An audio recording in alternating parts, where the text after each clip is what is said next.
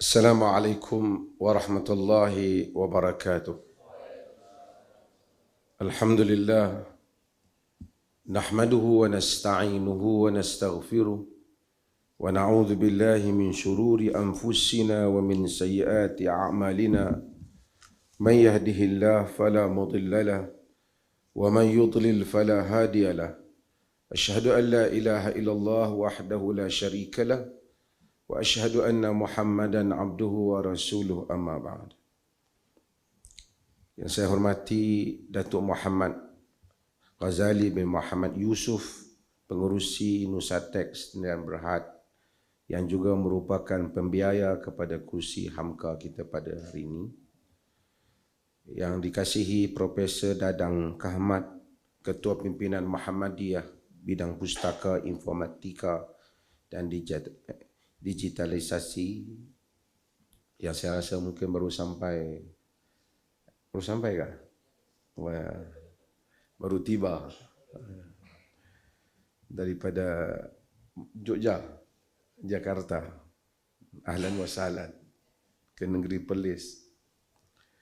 Dikasihi sahabat saya Profesor Dr. Bambang Satiaji, yang dikasihi Profesor Dr. Waluyo Adi Siswanto, Naib Chancellor Umam, dan segala tetamu yang hadir pada hari ini.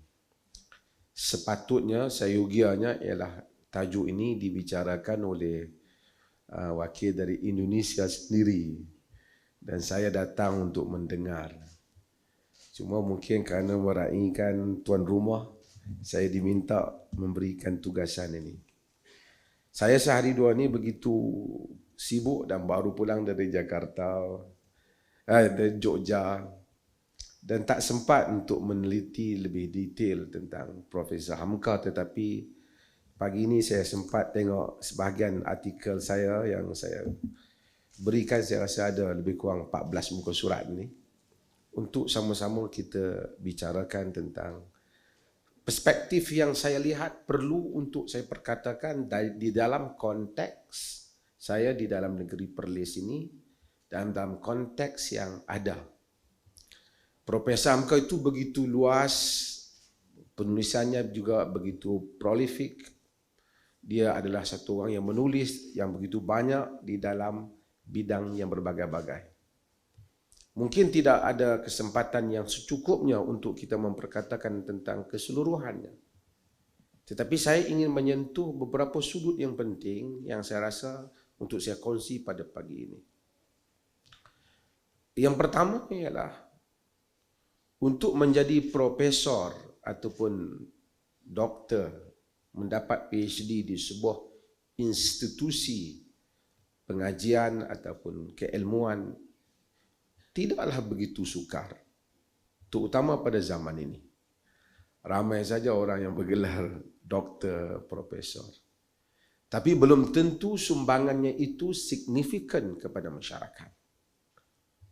Tetapi untuk menjadi seorang reformis yang berjaya merubah masyarakat ataupun memberikan impak yang besar kepada masyarakat, itu tidak mudah. Sebab itu dalam kajian universiti, ia bukan soal menulis research, tetapi impact of the research. Kesan daripada research. Ramai saja profesor yang menulis dalam jurnal-jurnal besar, tetapi dibaca oleh beberapa orang dan masyarakat tak tahu pun.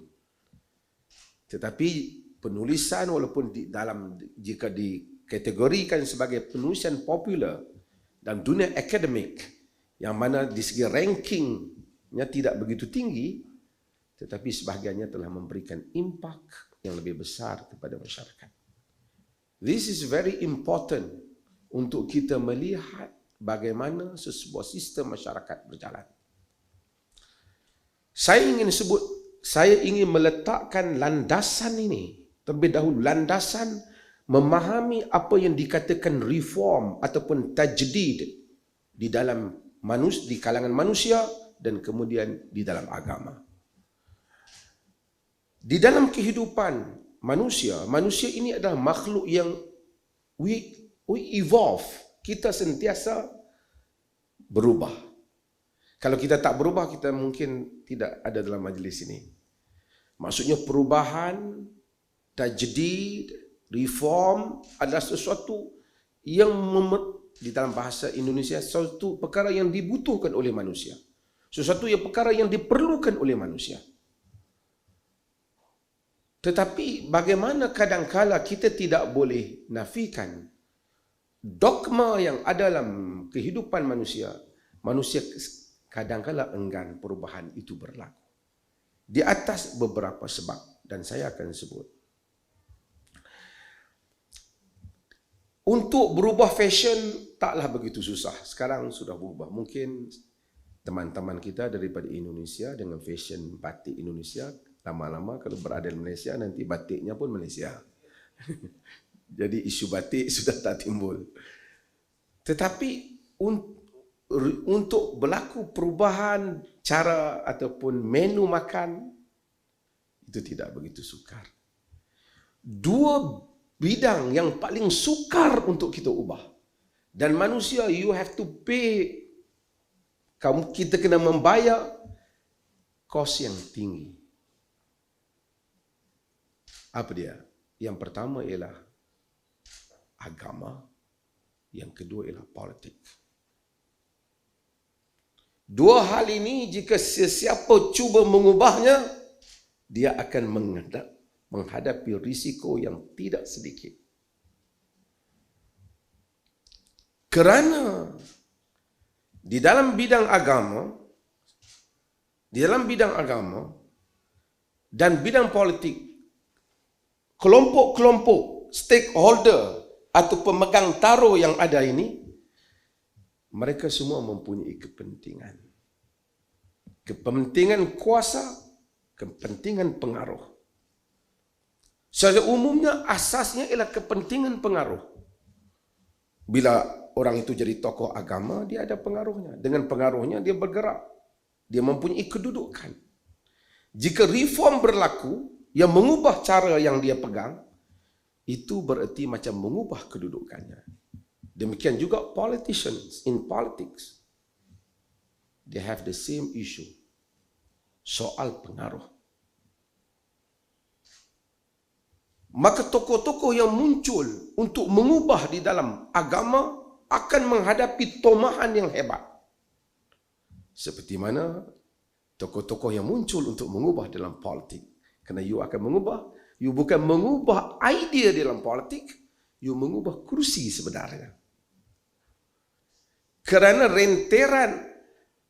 lantaran daripada pengubahan idea akan mengubah pemegangnya, pemegang kursi kepada agama dan juga politik.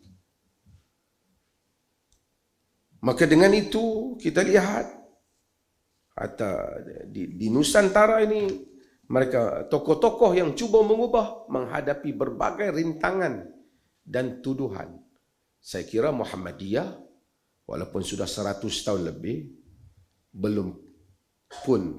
walaupun begitu dicoba untuk dihindarkan tomahan dengan Islam kemajuan, dengan berbagai-bagai lagi, dengan universitinya, dengan projek-projek umatnya, dengan ormas yang merentasi latar agama dan latar tempat, pun masih juga sering juga tidak kering daripada tomahan. Itu adalah realiti.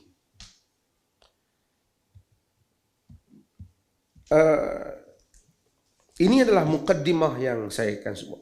Realiti ini bukan berlaku di dalam Islam sahaja, ia juga berlaku di dalam agama lain. Martin Luther umpamanya, di dalam Protestan, apabila dia cuba melakukan perubahan, dia pada tahun 1400,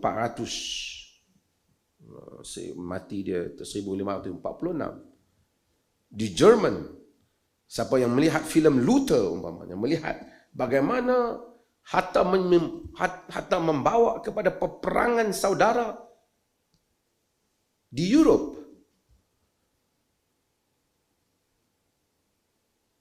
Reaksi Vatikan, Pope dan semua yang enggan menerima Walaupun slogan Martin Luther, give me the scripture. Berikan bukti, berikan dalil. Samalah yang kita tahu. Give me the scripture, I will follow. Dia menghadapi tuduhan, perjuangan dia sama. Apa yang awak dakwa sebagai Christianity, awak bagi tahu di mana ia disebut di dalam Bible. Dan berapa ramai yang dibakar, berapa ramai yang dibunuh, dan peperangan antara dua pihak tidak pernah berhenti. Sehingga hari ini krisis, walaupun mereka mendiamkan, tapi hatta ia mempengaruhi golongan politik. Golongan politik pun ingin mendekati golongan agama kerana pengaruh, dan menjauhi golongan agama juga kerana pengaruh. Sebab itu saya kata keikhlasan golongan politik ataupun penguasa, raja atau presiden atau sultan untuk mendekati golongan agama, dia mempunyai dua unsur. Sama ada kejujuran beragama atau kerana menumpang pengaruh supaya menguatkan politiknya. Maka Martin Luther dia diselamatkan oleh seorang wilayah yang kecil di Jerman, oleh raja yang tak besar kuasanya. Dengan apa yang Martin Luther buat, ialah menterjemahkan Bible ke dalam bahasa Jerman. Sebelum ni semua orang hanya tahu Kristian, tak boleh tahu Nas. Awak tak ada hak mengetahui Nas. Sebab itu bila dia lakukan itu, telah berlakulah perpisahan selama-lamanya. Perubahan dalam politik. Nelson Mandela, semua kita tahu. Bukan soal keadilan, bukan soal apartheid itu, bukan soal itu saja, tapi mengubah itu, mengubah sistem di selatan Afrika, South Africa. Saya pun pergi. Tapi isunya ialah isu, siapa baca buku Long Walk to Freedom akan melihat bagaimana Nelson Mandela berkata, sukar sangat kau untuk mereka. Kenapa perlu menghadapi semua kebangkitan? Ubah ajalah. Tapi bukan soal mengubah idea. Kalau you ubah idea, you mengubah kursi you sendiri. Sebab itu politician dan juga penguasa tidak mudah dalam hal ini. Saya tidak mempanjangkan hal ini, dan cuma saya nak sebut ini adalah realiti yang berlaku pada zaman ini. Kembali kepada golongan agama, sebelum saya pergi kepada Buya Hamka. Golongan agama, sekalipun kita lihat mereka kadangkala, ini yang tak terlibat, janganlah terasa saya bercakap umum. Seringkali golongan agama itu, dia dapat sabar dengan makanan yang dia berzuhud di dalam makanan. Dapat zuhud juga di dalam pakaian. Tapi tidak dapat zuhud di dalam riasah, di dalam kepimpinan. Jika pandangan itu mencabar hartanya, dia mungkin boleh bersabar. Tapi jika mencabar kedudukannya sebagai mufti, sebagai kiai, sebagai pak syekh, sebagai ulama, tok guru, itu tak dapat disabar. Karena itu bukan soal, hatta ketika itu walaupun dia tahu benar, tapi ia menolak kebenaran itu. Kalau itu menggugat, kalau menggugat hartanya tak apa, tapi menggugat kedudukannya, kebenaran tidak akan mudah diterima. Sufyan Ats-Tsauri,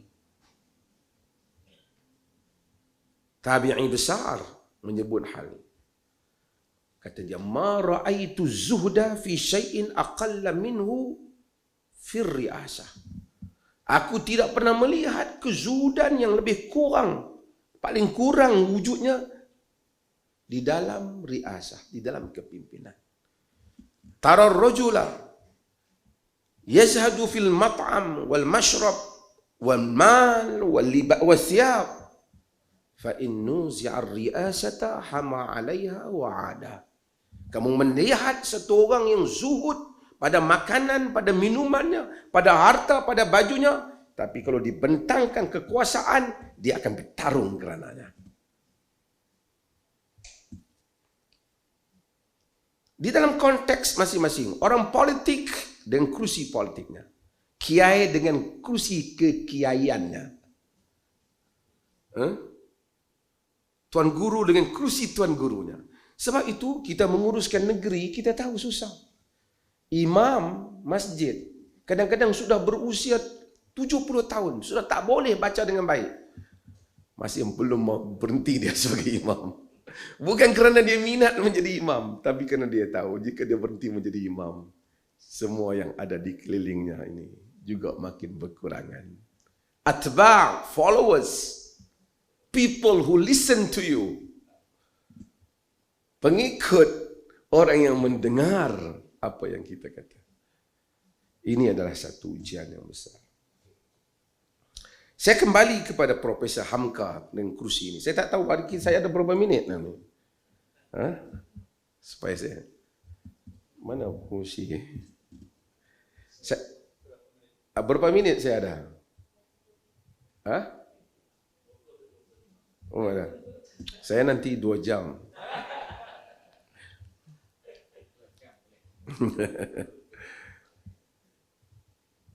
Profesor Hamka, saya tidak mau memperkatakan beliau tentang, saya tahu saya terlupa untuk address kepada Buya Afif Hamka tentang sebagai putera yang ke-9. Ya. Tapi apa yang saya nak sebut ialah, kalau kita lihat kepada penulisan Profesor Hamka itu begitu berbagai. Saya lihat kekuatan di dalam sejarah sangat hebat. Saya membaca. Apabila kita membaca tulisan Hamka, Buya Hamka, kita jangan membayangkan zaman kita. Zaman tidak ada internet. Zaman bukan mudah untuk mendapat maklumat ini dengan segala angka yang detail ini. Saya lihat apabila dia menjawab tahun, di mana peristiwa terjadi, bukan perkara-perkara yang zaman dahulu yang mungkin sudah ada di dalam Syiar A'lam Nubala, Tarikh Baghdad atau Umamul Muluk. Tapi peristiwa-peristiwa yang berlaku di sekitar dunia ketika itu. Ini sangat menakjubkan. Ini sangat menakjubkan. Saya selalu berfikir mungkin beliau ada tim research yang kuat untuk menghasilkan maklumat-maklumat yang banyak itu. Dan sebahagiannya saya lihat beliau pergi ke pustakaan yang berbagai-bagai untuk collect data untuk menjawab orang-orang yang mentohmah beliau dan ataupun idea yang bersetentangan dengan beliau. Kalau kita tengok tenggelam kapal Ben David, kita dapati bahawasanya tenggelamnya kapal Ben David macam Hamka itu sosoknya tidaklah begitu kiai ataupun begitu ulama. Tapi ketika beliau menulis buku seperti Tasawuf Moden, sosoknya sosok spiritual. Tapi ketika beliau membahaskan bab-bab yang akan saya sebut nanti, melihatkan jangkauan keilmuannya yang hebat. Hatta isu-isu moden.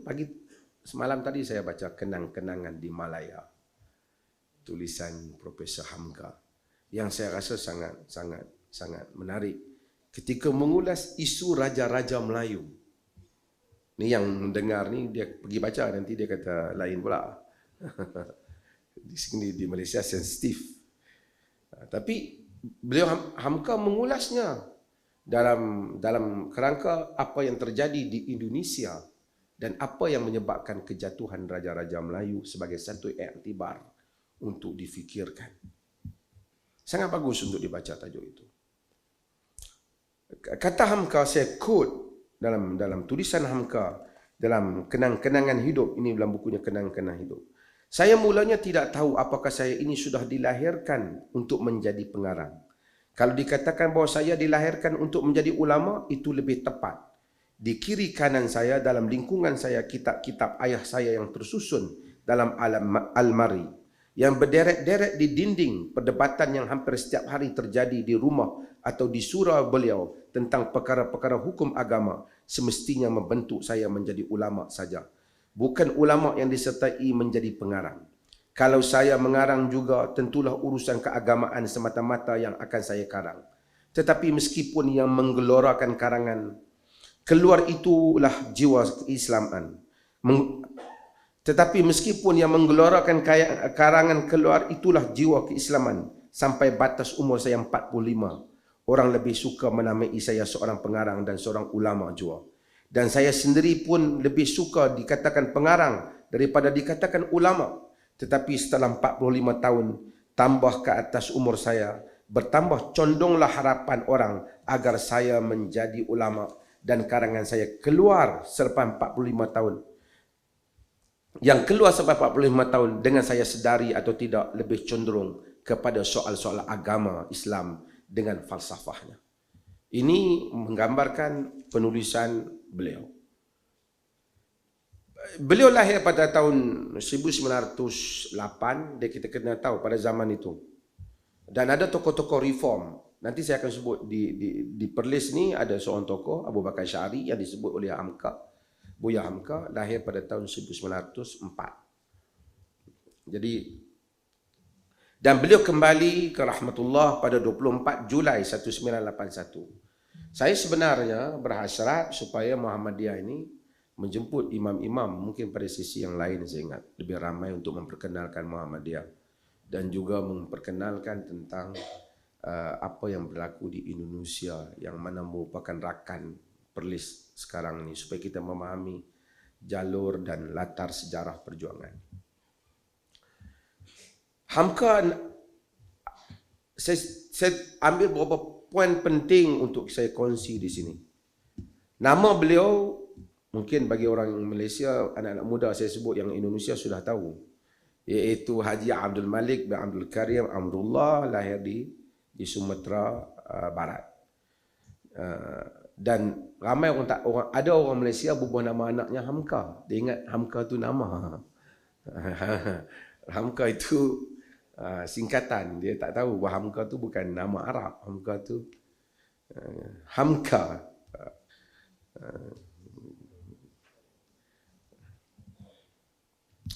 Bapa beliau namanya Rasul, tapi apabila pulang daripada Mekah ditukar menjadi Abdul Karim. Saya ingin sebut apa yang Hamka sebut tentang ayah dia. Ketika mereka berpolemik tentang isu tarikat Naqsyabandi.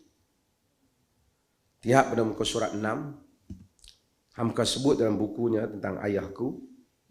Setelah dimesyuaratkan dengan secara halus, diadakan oleh Haji Jamil Kampung Pondok Padang satu jamuan makan di rumahnya, dipanggil ulama-ulama Padang yang ternama, iaitu Tuan Syekh Khatib Ali, Khatib Sayyidina, Tuanku Syekh Bayang, Tuanku Syekh Seberang Padang, dan Imam Masjid Ganting. Dari pihak kami hadir Ammi Daud, saya sendiri, Tuanku Syekh Syed Abbas, Haji Abdullah Ahmad dan Haji Abdul Karim Amrullah. Sehabis makan bersuka-suka, barulah Haji Jamil meminta fatwa kepada ulama yang hadir untuk menjadi pegangan hidupnya, iaitu tentang tarikat Naqsyabandiyah Khalidiyah yang sekarang banyak menjadi perbincangan. Ini cerita buku Hamka quote ayahnya Tuan yang dicerita kepada Hamka oleh murid ayahnya, iaitu Tuan Syekh Abbas.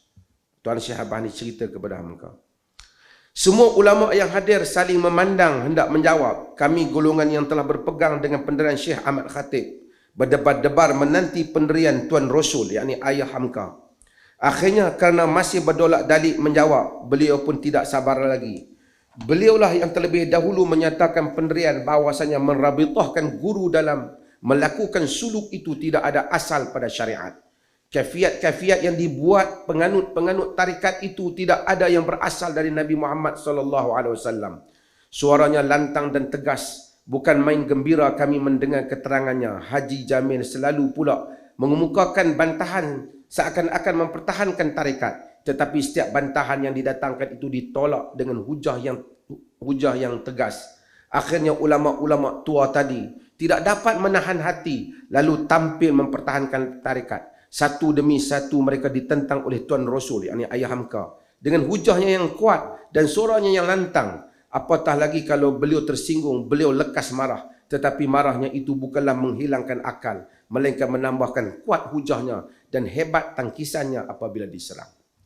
Hamka walaupun dia orang Muhammadiyah, tapi ia bukan ilmu, kehidupan, latar pemikiran lahir di rumahnya. Melalui pendirian ayahnya sendiri di dalam isu-isu agama yang seperti ini. Isu agama yang seperti ini. Ada tokoh yang mana apabila dia masuk ke dalam organisasi ormas, maka dia menjadi kuat kerana dia bersandar pada ormas itu. Tetapi ada tokoh yang ormas itu menjadi kuat karenanya. Dan kalau kita tokoh yang hebat ialah tokoh itu dia tidak memerlukan ormas. Ormas itu memerlukannya. Dan Hamka adalah sosok yang sedemikian. Walaupun Muhammadiyah itu begitu besar dengan hebatnya, tetapi kehadiran Hamka ke Muhammadiyah itu sebenarnya memberikan nilai tambah. Memberikan nilai tambah. Dan jika kita lihat isu tentang tasawuf dan seumpamanya, saya tengok pada muka surat 8. Saya nak cerita bagaimana Hamka itu membesarkan rangka ayahnya. Profesor Hamka menceritakan pendirian ayahnya ketika kematian datuknya yang terpaksa menghadapi adat yang tidak berasal dari ajaran Islam. Kata Profesor Hamka, sebagai anak yang mencintai ayah, beliau turut, yakni tentang cerita tentang bapa dia, tentang ayah dia. Beliau turut bersama saudara-saudaranya yang lain memandikan ayahnya. Bersama-sama juga adik ayahnya, Ammi, tadi ada namanya. Tetapi setelah penghulu-penghulu dan ulama-ulama, tungku-tungku dan lebay-lebay di seluruh danau memutuskan hendak mengadakan kenduri kerana kematian itu, beliau menyatakan pendirian yang tegas bahawa kenduri kerana kematian adalah haram dalam agama. Wahsyah namanya. Sama hukum dengan meratap. Yang berasal dari agama hanyalah jika orang pergi menjenguk kematian, membawa makanan untuk orang yang tengah ditimpa duka cita itu. Sebaiknya makanan dimasak.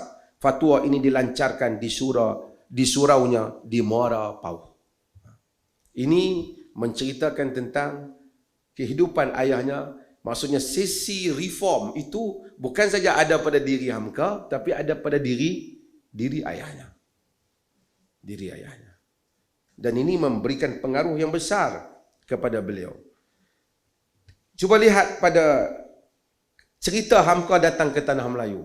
Ini tak apa, saya orang Malaysia yang cerita. Kalau orang Indonesia baca kata lain kan. Hamka cerita tentang kedatangan ayahnya ke Tanah Melayu pada tahun 1916. Lihat pada muka surat 8. Dia, ini saya sebut, pasal dia sebut pasal mufti. Menjadi mufti dalam kerajaan-kerajaan Melayu itu sangatlah megahnya. Memakai pakaian rasmi yang pakai polet, berpisang sesikat di bau. Number one dress. Jubah berukir-ukir benang emas dan serban dari sutra dan berkereta sendiri. Rakyat pun sangat takut dan taat, sisanya dimakan, sepah sirihnya dikunyah. Dan kalau beliau hendak kahwin, bismillah. Seterusnya Profesor Hamka kata, sebelum beliau datang telah keluar fatwa Syekhul Islam, yakni gelaran mufti Tanah Melayu itu menyatakan bahawasanya akan datang kemari seorang ulama yang sesat lagi menyesatkan, Wahabi, kaum muda tidak percaya kepada ulama-ulama dan keluar dari mazhab Syafi'i. Ini Hamka cerita peristiwa 16.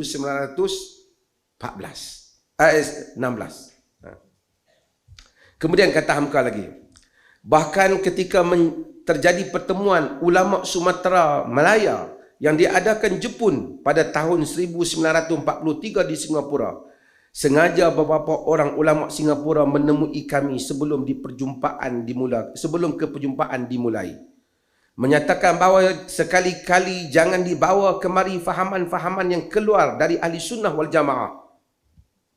Ini Muhammadiyah boleh ambil nota. Dan keluar dari mazhab Syafi'i.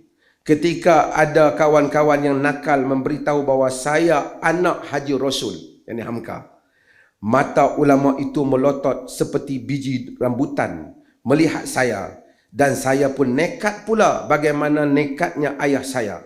Takut benar ulama-ulama di sana. Kalau pada waktu itu bahawa mazhab Syafi'i akan berubah lantaran kaum muda Sumatera dan Muhammadiyah di Jawa.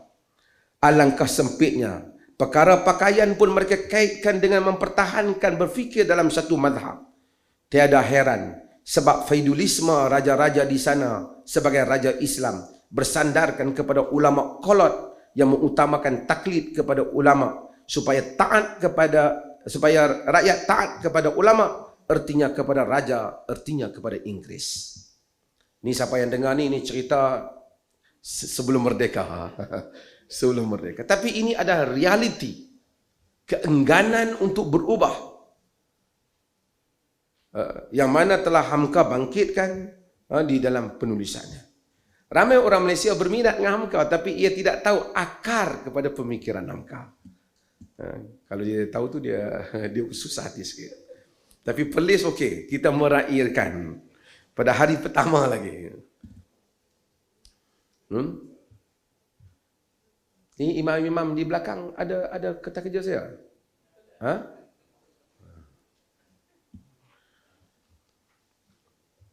Kata Hamka lagi. Cuba tengok muka surat 9 tu. Memang apabila dia, sebenarnya saya kena tulis atas sikit. Hamka jawab mereka yang mula memfitnah gerakan pembaharuan. Dan fitnah memang dahsyat ketika itu. Dan begitu berkesinambungan setiap zaman. Kata Hamka, memang apabila orang kehabisan hujah dan alasan, mereka pun kembali memakai pekakas fitnah. Dan inilah yang menyebabkan pecah belah umat Islam berkaum tua, berkaum muda. Sebenarnya berkaum tua, bukan tuan. Berkaum tua. Dulu isu kaum tua, kaum muda. Kaum tua ni konservatif. Kaum muda ni reformis. Bagi kami yang dikatakan kaum muda itu tidaklah keberatan jika dituduh Wahabi. Tuduh dah masa tu. Masa zaman tu. Kalau 20 atau 30 tahun yang lalu, semasa pengetahuan agama hanya boleh dipercayai oleh mufti sahaja, mungkin orang takut dikatakan Wahabi. Ini Hamka kata lama. Tetapi sekarang yang telah tahu bahawa Wahabi tidak lain adalah penganut mazhab Hambali, dan memang mazhab Hambali itu terkenal mazhab yang keras mempertahankan sunnah, dan yang berpengaruh memperbaharui faham mazhab Hambali itu ialah Syekhul Islam Ibn Taymiyah dan Ibn Qayyim. Oleh sebab itu bagi kami dituduh Wahabi bukanlah satu penghinaan. Tapi kita di Perlis bukan Wahabi lah. Tapi ertinya tuduhan itu, tuduhan yang sama, berbeza aja ya Wahabi, berbeza ya Wahabi. Dan Muhammadiyah Indonesia pun cuba mengelaknya, tapi walaupun saya tengok sedikit berjaya, tapi banyak juga yang kurang berjaya. Kadang-kadang. Isu kaum tua dan isu kaum muda ialah isu yang dibangkitkan pada zaman itu. Kalau kita lihat Hamka pada muka surat 10 tu menyebut, ini boleh tengok kod buku-buku Hamka yang saya ambil tentang isu yang sama yang Hamka bangkitkan. Tentang menurut lughah yang dipakai dalam bahasa Arab dinamakan mazhab salaf. Dan salaf itu artinya nenek moyang yang dahulu-dahulu. Lawannya ialah khalaf.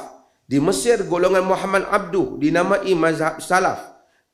Orang Wahabi di tanah Arab juga dinamakan juga mazhab salaf. Artinya semuanya kaum tua.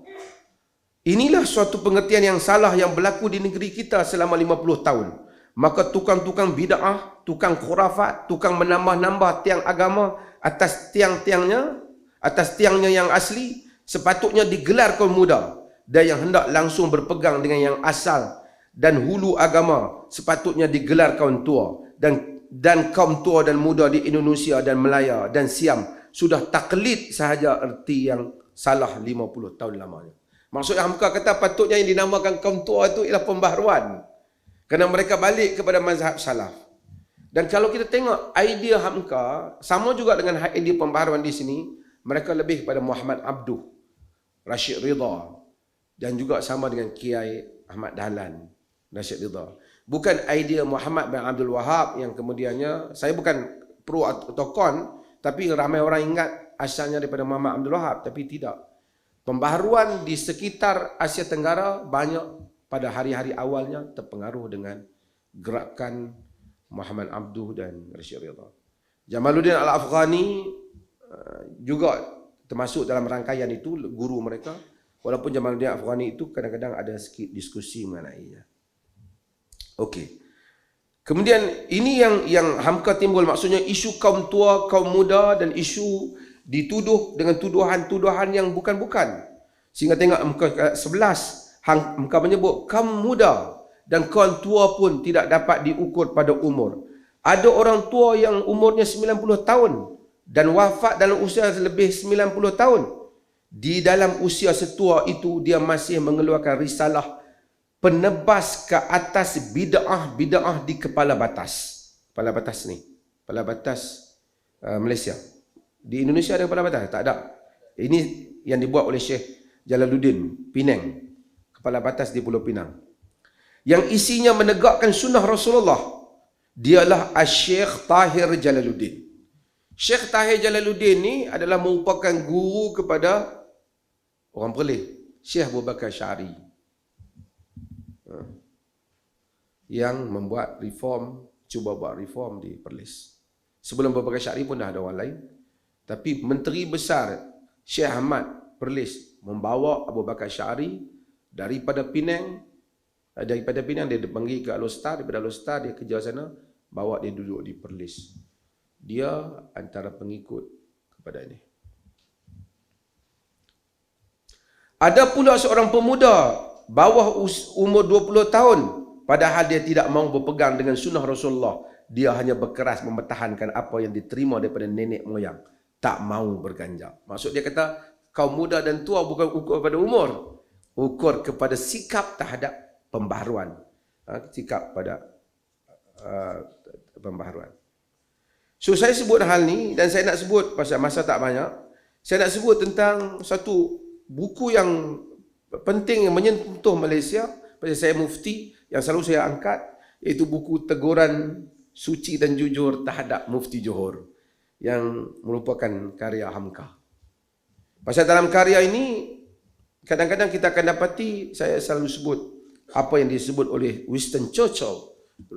History repeats itself because no one was listening the first time. Kan? Jadi kita kadang-kadang oleh kerana kita tak ambil perhatian, kita akan tengok dunia berjalan dengan benda yang sama saja, isu pusing-pusing, isu tu juga daripada dulu sampai sekarang. Pada zaman Hamka, kalau hidup pun Hamka ingat mungkin zaman dia juga zaman ni. Sama isunya.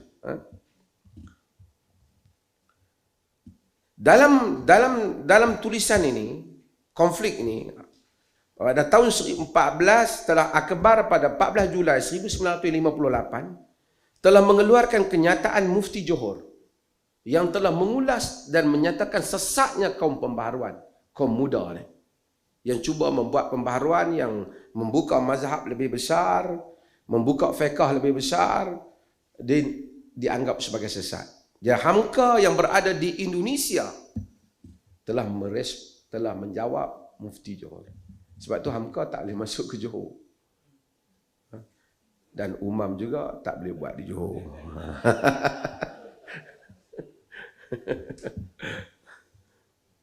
Kata Hamka, melihat cara-caranya Samahatul Mufti sebagai pembela kaum tua di dalam menghentam kaum muda, bagi beliau rupanya tidaklah mengapa memukul kaum muda dengan membuat fitnah. Sekarang Samahatul Mufti rupanya memakai cara-cara pula. Matlamat menghalalkan cara apa sahaja kaum muda dapat dipukul hancur. Tidaklah mengapa berdusta. Kemudian Hamka tambah, maka orang tua yang dahulunya berusaha keras mempertahankan gelaran itu dengan segala daya upaya, menuduh sesat, zindik, wahabi, mulhid, orang tua itu sekarang masih hidup untuk menyaksikan dengan kepalanya sendiri kemenangan yang sekian kalinya dari gerakan kaum muda. Akhirnya semua orang hendak dikafirkannya. Maksud ini respon Hamka terhadap apa yang mereka tuduh. Kata Hamka, boleh baca banyak lagi yang Hamka tulis ini. Antara isu yang dibangkitkan ialah isu yang boleh baca sini ni. Tapi saya nak sebut isu dakwaan tidak hormat ulama.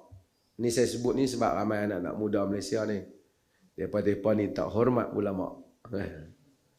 Isu yang sama, Hamka pada dah 50 tahun lebih isu yang sama.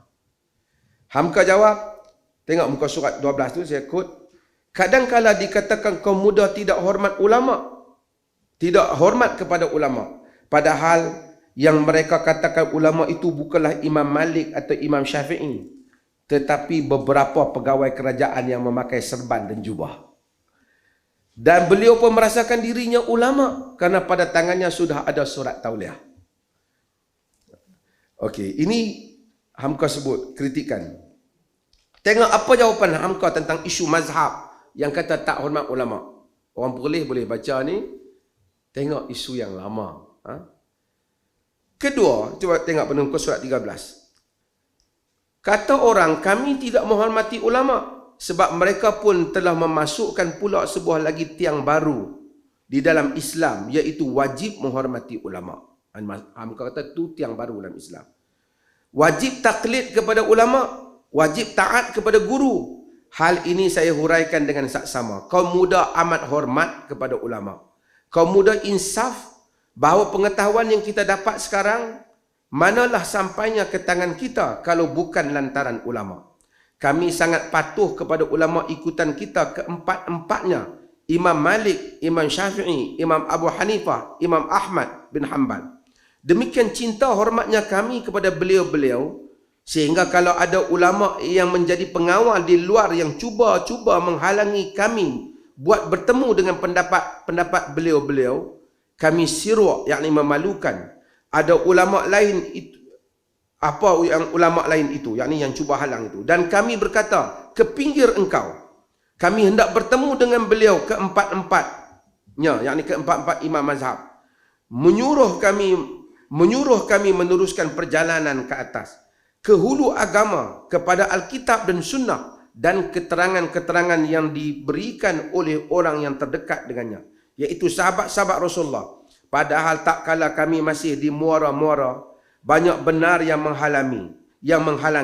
Datang Syekh Fulan dan sudah jauh di bawah mutaakhirin ke belakang, bahkan mutaakhirin, yakni lagi belakang, melarang keras, jangan pergi ke hulu, yakni jangan pergi ke ulama mazhab, jangan, haram. Padahal kami tidak mahu dihalangi lagi. Kami dituduh sesat. Maka dituduhlah kami sesat. Siapa kita yang sesat? Hamka nak cerita bagaimana halangan ulama-ulama ketika itu daripada mereka untuk pergi merujuk ke empat-empat mazhab. Awalnya jangan rujuk pada kitab asal, rujuk pada ulama kata aja. Dan itu adalah isu yang dibangkitkan oleh Hamka ketika itu. Dan Hamka kata pada muka surat 14, dan saya nak habis ni. Alhasil bagi kami, ijtihad itu bukan digalakkan. Alhasil bagi kami, ijtihad itu harus digalakkan. Dan bagi kami kaum muda, taklid dijadikan tiang agama. Dan kalau kami bantah taklid, dikatakan kami merosok agama. Kadang-kadang dituduh kaum muda tidak hormat pada guru. Lantaran itu dikatakan pula merosakkan tiang-tiang agama. Yang sebenarnya kami hormat kepada guru dan hormat kepada ibu bapa. Sebagaimana saudara-saudara muslimin yang lain, kedudukan guru sama dengan kedudukan ibu bapa. Wajib dihormati dan dimuliakan. Tetapi kalau guru itu silap jalannya, maka sebagai tanda kami hormat ialah kami tegur. Dan jika dibawa dengan sengaja atau dengan tidak dengan sengaja kepada yang salah, kami tidak akan menurut. Kemudian antara isu yang ditimbulkan pada zaman Hamka ialah isu tidak hormat kepada geng Habib. Geng Habaib, Ahlul Bait. Ni kita lihat, isu ni berulang tak? Berulang tak? Berulang. History repeats itself, kata Winston Churchill. Sejarah itu mengulangi dirinya sebab masa dia berlaku kali pertama kita tak ambil perhatian. Tengok Hamka katanya. Tegas menurut fatwa Ibnu Arabi ini, kalau bangsa Said dan Habib mengambil harta-harta kita, hendaklah redha, hendaklah serahkan, hendaklah sabar. Kalau diganggu diri kita, ditampar, dipukul, hendaklah redha, hendaklah menyerah. Hendaklah sabar. Sebab beliau cucu Nabi dan kita cucu Nabi kita, dan kalau diganggu kehormatan kita sehingga kita jadi malu, hendaklah redha, hendaklah menyerah, hendaklah sabar. Kalau diganggu anak isteri kita dan kaum keluarga kita, hendaklah terima dan redha dan menyerah dan sabar. Maka perkataan Ibnu Arabi ini ditanam kepada orang awam, padahal sangat membawa hina setengah manusia di hadapan yang setengahnya, sehingga lebih hina mereka daripada budak yang telah 10 kali dijual dan 10 kali berganti tuan. Walaupun harta atau dirinya, bahkan walaupun anak gadisnya diganggu oleh ahli bait zuriat Rasulullah, dia menyerah saja dan wajib memandang itu semua nikmat sesudah iktisad dan hidupnya dijajah oleh British dan Belanda dan Cina, maka jiwanya pula dijadikan sebagai budak jajahan kepada kaum Said. Dia keras sikitlah isu ni masa tu. Tapi kadang-kadang gulu ini berlaku. Sekarang di Malaysia ada masalah yang sama. Ada satu orang mendakwa dia keturunan Nabi. Di negaranya Morocco tak dikenali. Di Malaysia harta di petani dibawa kata-kata, diberikan pohon yang luar biasa. Padahal banyak je Said kat Malaysia ni. Perlis ini gerajanya Said Jamalul Lail, keturunan Nabi. Dia tak mau, dia mau Said yang import. Katanya daripada Perancis, saya tak tahulah. Tapi orang di Morocco tak kenal. Tapi oleh kerana dia pakai serban, dia pakai ni, pakai elok, dikatakan dia keturunan Said. Profesor mana, universiti mana pun percaya pula. Maka habislah segala harta-harta orang dan apa saja yang dilakukan diterima. Hamka hadapi isu yang sama tentang isu keluarga Said. Saya nak, yang akhir saya nak sebut tentang Hamka dan Perlis. Ringkas saja, masa saya tak banyak. Hamka dia membela tokoh-tokoh pembaharuan hatta di Melaya. Antaranya dalam bukunya Dari Hati ke Hati disebut, pada tahun 1957 Haji Abu Bakar Asy'ari dari Perlis mengeluarkan sebuah buku berjudul Ibadat Rasulullah. Pun dia mengeluarkan pendapat-pendapat yang baru bagi kaum taklid, tetapi soal biasa bagi orang yang berpandangan luas. Dari Johor jugalah keluar larangan membaca dan mengedar buku tersebut. Maksudnya Abu Bakar Asy'ari keluar di sini, Johor larang di sana. Hamka ni dia ada sejarah sikit dengan Johor. Jadi ketika Muhammadiyah nak cuba di Johor tu, dia belum baca buku Hamka. Yalah, Hamka bukan pengasas Muhammadiyah, tapi Hamka intimak dengan Muhammadiyah, bersama dengan Muhammadiyah, kerana ada sikit ideanya sama. Dalam buku Teguran Suci dan Jujur, ni Abu Bakar Asy'ari ini dia untuk orang Indonesia yang teman-teman di Indonesia, dulu dia merupakan khatib dan imam Masjid Alwi. Khatib dan imam Masjid Alwi. Kata Hamka, di Melaya timbul pula al-ustaz yang dinamakan kaum muda. Itu berusaha menuang ilmu yang ada padanya. Bintang-bintang yang berkelip-kelip di langit Malaya. Seumpama Al-Ustaz Al-Fadil Abu Bakar Asy'ari, Al-Ustaz Al-Fadil Mustafa Abdul Rahman di Pulau Pinang. Mustafa Abdul Rahman di Pulau Pinang. Dan lain-lain. Ini semua adalah hubungan yang lama yang membabitkan Muhammadiyah secara langsung ataupun tidak langsung idea kepada golongan reform. Saya tahu Hamka ada sisi yang lain juga. Sesi sebahagian orang membaca tafsir Al-Azhar. Sebab tu kenapa penting? Kenapa bila orang baca tafsir Al-Azhar ada sindiran-sindiran Hamka yang mereka tak faham kerana mereka tidak hidup dalam pemikiran reform. Lalu mereka tak faham kenapa Hamka menyinggung isu itu. Kerana Hamka sedang membetulkan apa yang ada.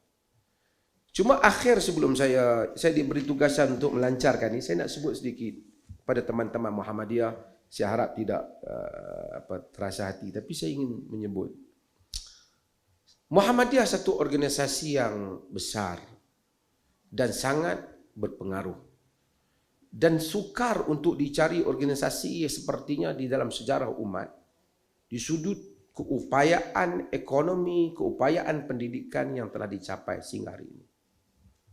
Jasa Kiai Ahmad Dahlan tentu lebih besar daripada apa yang Hamka lakukan di sudut mewujudkan organisasi yang berpengaruh itu. Cumanya dalam tempoh yang panjang apa yang dibawa oleh Muhammad Dahlan dan apa yang disebut oleh Hamka ini adalah inti kepada perjuangan itu. Apa yang kita bimbang, apabila organisasi itu terlalu panjang tempohnya, dia macam terlupa kenapa ia dilahirkan. Mungkin secara sejarahnya mereka mengingati, tapi akhirnya semangat reform itu mula berkurangan. Lalu mereka hidup dengan tidak berdaya saing lagi untuk dengan hal-hal yang lain. Kekuatan gerakan reform ialah keupayaan dan keberanian untuk melakukan reform. Dan reform itu sebahagian yang menjadi hasrat reformis pada zaman Kiai Ahmad Dahlan, pada zaman Hamka dan seterusnya, sudah pun terjadi sekarang ini. Sebagai contohnya, Islam berkemajuan yang disebut oleh Muhammadiyah sesuatu yang bagus. Tapi hampir tidak ada umat yang menolak kemajuan hari ini. Dan semua umat hampir membantah siapa yang menyatakan Islam menyebabkan tidak maju ke hadapan. Semua umat percaya Islam yang benar membawa kita ke hadapan. Tapi reform itu mesti terus dibuat supaya apa yang dilakukan, reform yang dilakukan oleh Kiai Ahmad Dahlan diteruskan kepada asas-asas yang penting itu dan kemudian dilihat kepada medan-medan baru yang perlu dilakukan perubahan ataupun pembaharuan. Dan bersedia untuk take the challenge, cabaran yang ada. Karena kalau kita mau melakukan reform tanpa mau menghadapi cabaran, kita bermimpi bukan di siang hari. Saya tak tahu, mungkin ia adalah satu hal yang tidak wujud sama sekali. Pada hari, saya sebut dalam media sosial saya, pada hari langgar Kiai Ahmad Dahlan dibakar, siapa sangka gerakannya akan sampai begitu besar. Kemudian, pada hari ia hampir kecewa dengan apa yang dilakukan oleh penduduk Kauman, siapa sangka akhirnya Muhammadiyah telah pergi kepada setiap pelosok di Indonesia dan juga sampai ke Nusantara, dan tulisan tokoh-tokohnya mempengaruhi banyak ilmuwan di serata tempat. Maka meneruskan hasrat reform itu perlu. Jika tidak, dia sukar untuk terus sustain, berkesinambungan. Lama-lama dia akan menjadi begitu pasif dan akan mula sunyi, tidak dipandang lagi. Itu sangat, saya rasa itu sisi pandang untuk sama-sama kembali membangkitkan reform itu dan melihat majal atau ruang untuk reform. Yang kedua ialah kita lihat sosok Kiai Ahmad Dahlan, sosok Hamka dan seumpamanya, Hatta Agus Salim dan seumpamanya yang dalam yang lain. Sosok ini mempunyai gabungan dua hal. Gabungan ketokohan ilmu dan gabungan keupayaan untuk membicarakan isu-isu masyarakat dan melihat daripada perspektif yang lebih berkemajuan tentang masyarakat. Kita perlu kiai yang moderate, dalam arti kata bukan membelakangkan Islam tapi maksud wasatiyah, tapi mempunyai pemikiran yang berkemajuan. Maka ormas seperti Muhammadiyah perlu melahirkan juga tokoh-tokoh seperti Hamka, kalaupun tidak seperti Hamka, seperti itu. Di samping tokoh-tokoh akademik ini yang ada sangat bagus, tetapi mesti ada tokoh ilmuwan yang menjadi rujukan umat di dalam agama. Karena reform ini adalah reform agama. Jika tidak ada, dia akan menjadi seperti organisasi yang lain. Dia mungkin umat bermanfaat daripadanya, tapi ia tidak menjadi rujukan umat apabila mereka ada perbezaan atau perselisihan. Mengkiaikan sebahagian tokoh Muhammadiyah. Betul ke istilah saya ini? Melahirkan kiai-kiai yang berupaya seperti Hamka ataupun sepertinya ialah sesuatu projek yang besar yang diperlukan untuk Muhammadiyah di Indonesia. Itu pandangan kerdil saya. Kalau tidak, saya lihat macam tanpa bukan isu perbezaan Tokoh-tokoh di NU walaupun mereka pada dulunya namanya aliran kaum tua, tapi melahirkan kiai-kiai muda. Muhammadiyah walaupun kaum muda, tapi saya rasa dia perlu juga untuk melahirkan. Dia lebih perlu melahirkan kiai-kiai yang muda, yang lebih progresif, ilmuwan, berkeupayaan, menguasai bahasa Indonesia, berupaya berbicara dalam bahasa Barat dan seumpamanya. Ini sangat penting. Mudah-mudahan ini sisi pandang saya. Saya mohon maaf jika tidak tepat, terutama di hadapan Buya Afif yang merupakan putra kepada Buya Hamka. Ini adalah sisi pandang saya sebagai seorang pembaca. Adakah saya kena bacakan pelancaran ini kah? Saya mohon maaf kepada teman-teman khususnya daripada Indonesia jika ada tersalah di dalam pandangan yang diberikan. Okay, dengan lafaz Bismillahirrahmanirrahim, bagi memperingati sumbangan besar Profesor Dr. Hamka dalam kesarjanaan dan keilmuan, saya dengan ini melancarkan penubuhan kerusi Profesor Hamka dalam bidang sains teknologi di Universiti Muhammadiyah Malaysia. Kerusi ini dibiayai oleh Datuk Muhammad Razali bin Muhammad Yusof dari Nusa Tech Senam Berhad bernilai 1.2 juta. Terima kasih. Sekian, Ustaz.